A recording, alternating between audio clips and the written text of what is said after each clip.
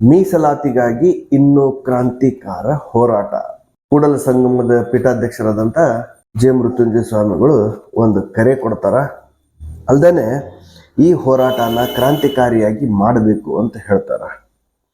ಜೋಯಿಡಾ ತಾಲೂಕಿನ ಶ್ರೀ ಕ್ಷೇತ್ರ ಉಳುವಿ ಚನ್ನಬಸವೇಶ್ವರ ಸಭಾಂಗಣದೊಳಗೆ ಏನು ಏರ್ಪಡಿಸಿದ್ರಲ್ಲ, ಅಲ್ಲಿ ಅವರು ಹೋರಾಟದ ಸಂಕಲ್ಪ ಮಾಡ್ತಾರ. ಅದರ ಜೊತೆಗೆ ಜನರಿಗೆ ಕರೆಯನ್ನು ಕೊಡ್ತಾರ.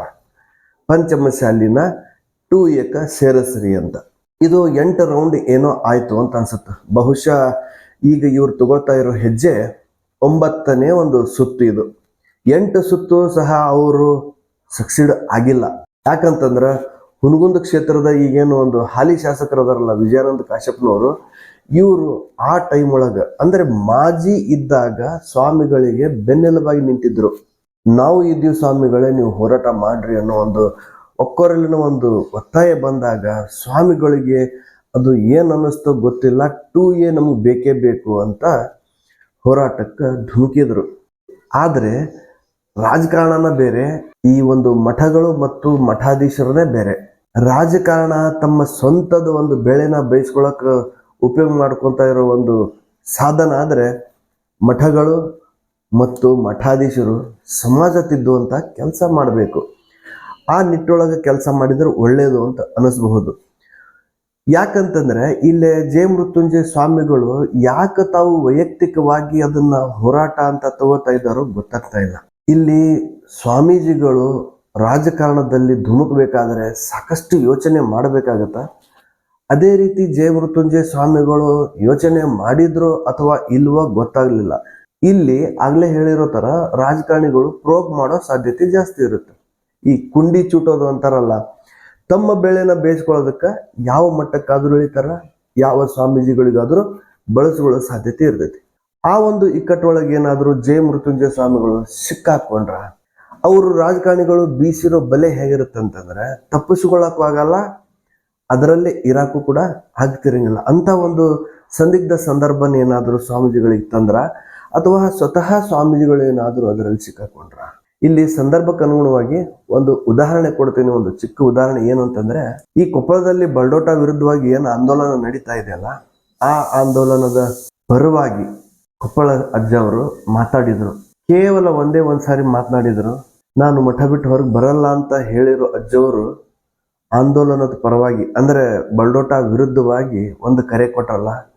ಸಾವಿರಾರು ಲಕ್ಷಾಂತರ ಭಕ್ತಾದಿಗಳು ಬಂದರೂ ಸರಿ, ಆದರೆ ಸ್ವಾಮೀಜಿಗಳಿಗೆ ಟೀಕೆಗಳು ಶುರುವಾದವು.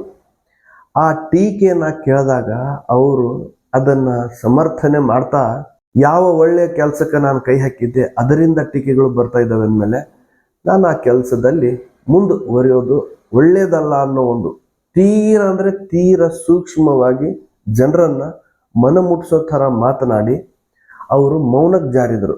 ಇಲ್ಲಿ ಯಾಕೆ ನಾನು ಉದಾಹರಣೆ ಕೊಡ್ತಾ ಇದ್ದೀನಿ ಅಂತಂದ್ರೆ, ಮಠಾಧೀಶರು ತಾವು ಏನ್ ಮಾಡ್ತಾ ಇದ್ದೀವಿ ಅನ್ನೋದನ್ನ ಕೂಡ ತಾವು ಅರ್ಥ ಮಾಡ್ಕೋಬೇಕಾಗುತ್ತಿಲ್ಲ. ಯಾಕಂತಂದ್ರೆ ಜೆ ಮೃತ್ಯುಂಜಯ ಸ್ವಾಮಿಗಳು ಸುಮಾರು 8 ಸುತ್ತನ್ನ ಆಲ್ರೆಡಿ 2Aಗೋಸ್ಕರ ಹೋರಾಟ ಮಾಡ್ತಿದ್ದಾರೆ.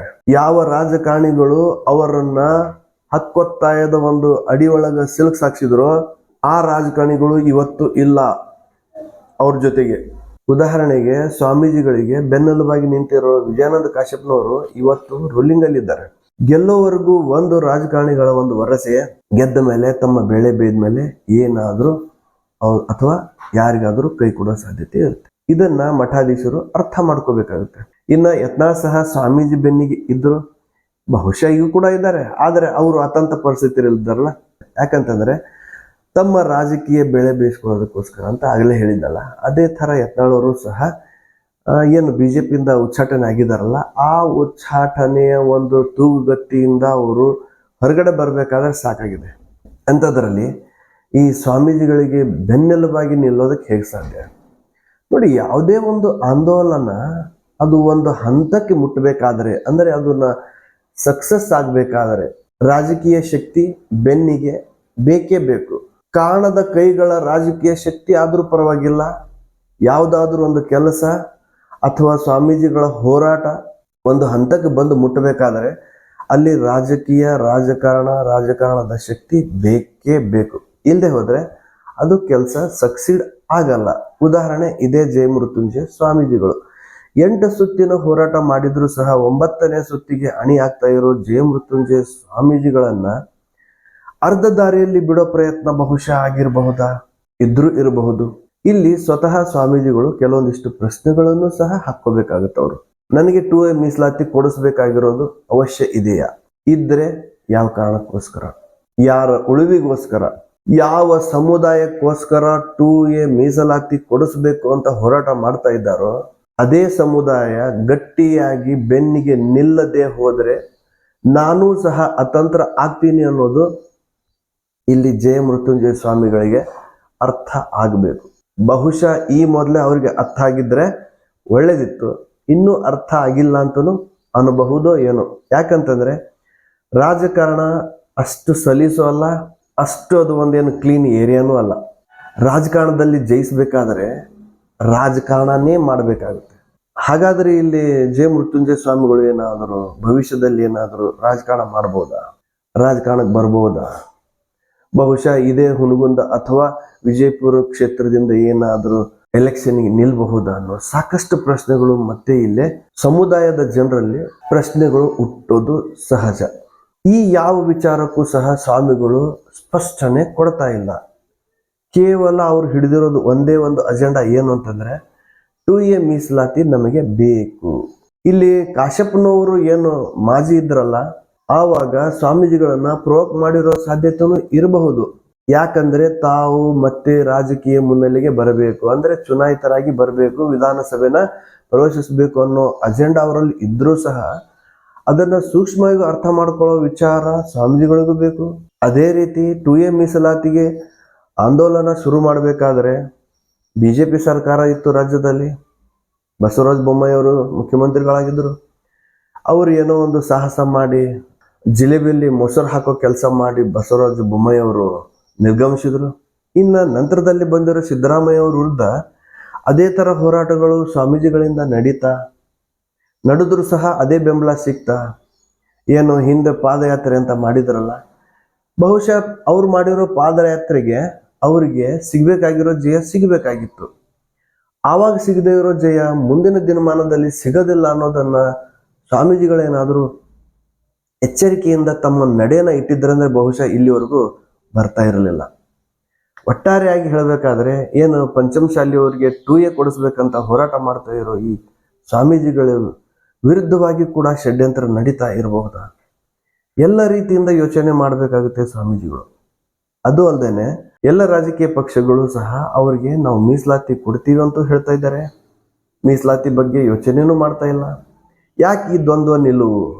ರಾಜಕೀಯ ದೊಡ್ಡ ಪಕ್ಷ ಅಂದ್ರೆ ರಾಷ್ಟ್ರೀಯ ಪಕ್ಷಗಳು 2 ಇದ್ದಾವಲ್ಲ, ಈ 2 ರಾಜಕೀಯ ಪಕ್ಷದಿಂದ ಯಾಕೆ 2A ಮೀಸಲಾತಿ ಕೊಡೋದಕ್ಕೆ ಆಗ್ತಾ ಇಲ್ಲ ಅನ್ನೋ ಯೋಚನೆ ಸ್ವಾಮೀಜಿಗಳ ಮನಸ್ಸಲ್ಲಿ ಯಾಕೆ ಬರ್ತಾ ಇಲ್ಲ? ಯಾಕೆ ಕೊಡೋದಕ್ಕೆ ಆಗಲ್ಲ 2Aನ? ಕೊಡಬೇಕಾದ್ರೆ ಟೆಕ್ನಿಕಲಿ ಏನು ಪ್ರಾಬ್ಲಮ್ ಆಗ್ಬೋದು? ಯಾಕೆ ಕೊಡ್ತಾ ಇಲ್ಲ ರಾಜ್ಯ ಸರ್ಕಾರಗಳು? ಯಾಕೆ ಪಂಚಮಶಾಲಿಗಳನ್ನ ಕಡೆಗಣಿಸ್ತಾ ಇದ್ದಾರೆ? ಬಹುಶಃ ಸ್ವಾಮೀಜಿಗಳು ಹೇಳಬಹುದು, ಪಂಚಮಶಾಲಿ ಓಟುಗಳು ಸಾಕಷ್ಟಿವೆ, ನಾವು ನಿರ್ಣಾಯಕ ಇರಬಹುದು. ಆದರೆ ಯಡಿಯೂರಪ್ಪನವರ ಬೆನ್ನಿಗೆ ನಿಂತಿದ್ರಲ್ಲ ಪಂಚಮಶಾಲಿಗಳು, ಅದೇ ಥರ ಬೆನ್ನಿಗೆ ಬೇರೆ ಯಾವ ಪಕ್ಷದ ರಾಜಕೀಯ ನಾಯಕರ ಜೊತೆಗೂ ಇಲ್ಲಿ ನಿಂತಿರೋ ಉದಾಹರಣೆ ಇನ್ನೂ ಸ್ಪಷ್ಟವಾಗಿ ಕಾಣ್ತಾ ಇಲ್ಲ. ಹಾಗಾದರೆ ಪಂಚಮಶಾಲಿಗಳ ಒಂದು ಬೆಂಬಲ ಯಾವ ರಾಜಕೀಯ ಪಕ್ಷಕ್ಕೆ ಹಾಗೂ ಯಾವ ರಾಜಕೀಯ ಪಕ್ಷದ ನಾಯಕರಿಗೆ ಅನ್ನೋ ಗೊಂದಲ ಕೂಡ ಇಲ್ಲೇ ಮೂಡುತ್ತೆ. ಎಲ್ಲ ರೀತಿಯಿಂದ ಸ್ವಾಮೀಜಿಗಳು ಯೋಚನೆ ಮಾಡಿದಾಗ ಅವ್ರಿಗೆ ಏನು ಸ್ಪಷ್ಟನೆ ಸಿಗುತ್ತೋ ಮನದಾಳದಿಂದ ಅದೇ ಥರ ಅವರು ನಡ್ಕೊಂಡ್ರೆ ಒಳ್ಳೆಯದು ಅನಿಸುತ್ತೆ. ಅದಲ್ಲದೆ ಏನು 2A ಮೀಸಲಾತಿ ಕೊಡಿಸೋದಕ್ಕೆ ಏನು ಯೋಚನೆ ಮಾಡ್ತಾ ಇದ್ದಾರಲ್ಲ ಸ್ವಾಮೀಜಿಗಳು, ಅದು ಬಹುಶಃ ಆಗಬಹುದಾ, ಈಗ ಆಗ್ಬಹುದಾ ಅಥವಾ ಭವಿಷ್ಯದಲ್ಲಿ ಆಗಬಹುದಾ ಗೊತ್ತಿಲ್ಲ. 100%ದಲ್ಲಿ 49% ಮೀಸಲಾತಿ ಕೊಡ್ಬೋದು. ಯಾವುದೇ ಜನಾಂಗಕ್ಕಾದರೂ ಕೊಡಿ, ಯಾವುದೇ ಸಮುದಾಯಕ್ಕಾದರೂ ಕೊಡಿ, ಎಷ್ಟಾದರೂ ಕೊಡಿ. ಬಹುಶಃ ಈಗಿನ ಮಟ್ಟಕ್ಕೆ ಹೇಳಬೇಕಾದ್ರೆ ಒಂದು 55% ಏನೋ ಮೀಸಲಾತಿ ಇದೆ. ಇನ್ನು ಪಂಚಮಶಾಲಿಯವರನ್ನ 2Aಗೆ ಸೇರಿಸ್ಬೇಕಾದ್ರೆ ಈಗಾಗಲೇ ಇರೋ 2Aದವರು ಎಲ್ಲಿ ಹೋಗ್ಬೇಕು? ಅವ್ರಿಗೆ ಜಾಗ ಎಲ್ಲಿ ಕಲ್ಪಿಸ್ತೀರಾ? ಯಾವ ಕೆಟಗರಿಯಲ್ಲಿ ಅವ್ರನ್ನ ನೀವು ಸೇರಿಸ್ತೀರಾ, ತೋರಿಸ್ತೀರಾ? ಇದು ಸರ್ಕಾರಕ್ಕೆ ಹುಟ್ಟೋ ಪ್ರಶ್ನೆಗಳು. ಹಾಗಾದ್ರೆ ಪಂಚಮ ಸಾಲಿನ 2A ತಂದ್ರೆ 2A ದವ್ರನ್ನ ಎಲ್ಲಿ ಸೇರಿಸ್ತೀರಾ? 2A ದವ್ರನ್ನ ಬೇರೆ ಕ್ಯಾಟಗರಿಲಿ ಸೇರಿಸಿದ್ರೆ ಅವ್ರಿಗೂ ಕೂಡ ಅನ್ಯಾಯ ಆಗೋದಲ್ವಾ? ಬಸವಣ್ಣವ್ರು ಹೇಳಿರೋ ಹಾಗೆ ಕಲ್ಯಾಣ ಕರ್ನಾಟಕ ಮಾಡೋದಕ್ಕಾಗತ್ತಾ? ಡಾಕ್ಟರ್ BR ಅಂಬೇಡ್ಕರ್ ಅವರು ಹೇಳಿರೋ ಹಾಗೆ ಸಮಾಜ ನಿರ್ಮಾಣ ಮಾಡೋದಕ್ಕೆ ಆಗತ್ತಾ? ಈ ಎಲ್ಲ ಪ್ರಶ್ನೆಗಳು ಹಾಗೂ ಗೊಂದಲಗಳನ್ನ ತಗೊಂಡು ಸಹ ಸ್ವಾಮೀಜಿಗಳು ಮುನ್ನೆಲೆ ತಗೋಬೇಕಾಗುತ್ತೆ, ಅಂದ್ರೆ ಮುಂದೆ ಹೆಜ್ಜೆ ಇಡಬೇಕಾಗುತ್ತೆ. ಬಹುಶಃ ಈ ಮೊದಲು ಅವರಿಗೆ ಕೊಟ್ಟಿರೋ ಬೆಂಬಲ ಯಾವುದೇ ರಾಜಕಾರಣಿಗಳು ಸಾಕಷ್ಟು ಬೆಂಬಲ ಕೊಡದೇ ಇರಬಹುದು. ಇಲ್ಲಿ ಇನ್ನೊಂದು ಮಹತ್ವ ವಿಚಾರ ಏನು ಅಂತಂದ್ರೆ, ಯಾವುದೇ ಹೋರಾಟ ಮಾಡಿದರೂ ಸಹ ಇಲ್ಲಿ ಸ್ವಾಮೀಜಿಗಳು ಒಂದು ಸ್ಪಷ್ಟನೆ ಕೊಡ್ತಾ ಇದ್ದಾರೆ. ನಾವು ಯಾವುದೇ ರಾಜಕೀಯ ಪಕ್ಷದ ವಿರುದ್ಧ ಅಲ್ಲ, ಯಾವುದೇ ಸಮುದಾಯದ ವಿರುದ್ಧ ಅಲ್ಲ ಅಂತ ಹೇಳ್ತಾ ಇದ್ದಾರೆ. ನಮ್ಮ ಸಮಾಜಕ್ಕೆ ಸಿಗಬೇಕಾಗಿರೋ ನ್ಯಾಯದ ಪರವಾಗಿ ನಾವು ಹೋರಾಟ ಮಾಡ್ತಾ ಇದ್ದೀವಿ. ಬಹುಶಃ ಸ್ವಾಮಿಗಳ ಈ ಒಂದು ಹೇಳಿಕೆಯನ್ನು ಸಹ ಗೊಂದಲಮಯನೇ ಇರಬಹುದು ಅನ್ಸುತ್ತೆ. ಯಾಕಂತಂದ್ರೆ ಯಾವುದೇ ಆಂದೋಲನ ಅಥವಾ ಹೋರಾಟ ಒನ್ ಸೈಡ್ದಿಂದ ಆಗಬೇಕು. ಯಾವುದೇ ಪಕ್ಷ ಆಡಳಿತದಲ್ಲಿ ಇದ್ರೂ ಸಹ ಯಾವುದೇ ಆಂದೋಲನ ಆಗಬಹುದು, ಅದು ಗೆಲುವಿನ ಸಮೀಪ ಹೋಗ್ಬೇಕಾದ್ರೆ ಬೇರೆ ಸಮುದಾಯದ ವಿರೋಧ ಕಟ್ಟಿಕೊಳ್ಳಲೇಬೇಕಾಗುತ್ತೆ. ಸೂಕ್ಷ್ಮವಾಗಿ ಯಾರು ನಮಗೆ ಅನ್ಯಾಯ ಮಾಡಿದ್ದಾರೋ ಅವರನ್ನ ಹೊಸಕಿ ಹಾಕುವ ಪ್ರಯತ್ನ ಅಂತ ಹೇಳ್ತಿದ್ದಾರೆ ಸ್ವಾಮೀಜಿಗಳು. ಯಾರು ಅನ್ಯಾಯ ಮಾಡ್ತಾ ಇದ್ದಾರೆ ಸ್ವಾಮೀಜಿಗಳೇ ತಮಗೆ? ರಾಜಕೀಯ ವ್ಯಕ್ತಿಗಳ ಅಥವಾ ರಾಜಕೀಯ ಪಕ್ಷನ? ಯಾರು ನಿಮಗೆ ಅನ್ಯಾಯ ಮಾಡ್ತಾ ಇದ್ದಾರೋ ಅವರನ್ನು ಹೊಸಕಿ ಹಾಕೋದು ಅಂತಂದ್ರೆ, ಬಹುಶಃ ಮೊದಲನೇ ಪ್ರಯತ್ನದಲ್ಲಿ ವಿಜಯಾನಂದ ಕಾಶ್ಯಪ್ನವರು ಸ್ವಾಮೀಜಿಗಳ ಬೆನ್ನಿಗೆ ಏನು ನಿಂತಿದ್ರಲ್ಲ, ಇವತ್ತು ಅವರು ಅದೇ ಕ್ಷೇತ್ರದಿಂದ ಚುನಾಯಿತರಾಗಿ ಶಾಸಕರಾಗಿದ್ದಾರಲ್ಲ, ಬಹುಶಃ ಇವರನ್ನು ಹೊಸಕೋ ಪ್ರಯತ್ನನ ಅಥವಾ ರಾಜ್ಯ ಸರ್ಕಾರದ ವಿರುದ್ಧ ಇವರ ಒಂದು ಹೋರಾಟನ? ಅಂದ್ರೆ ಸ್ವಾಮೀಜಿಗಳಿಗೇನಾದ್ರೂ ಸ್ಪಷ್ಟತೆ ಇಲ್ವಾ?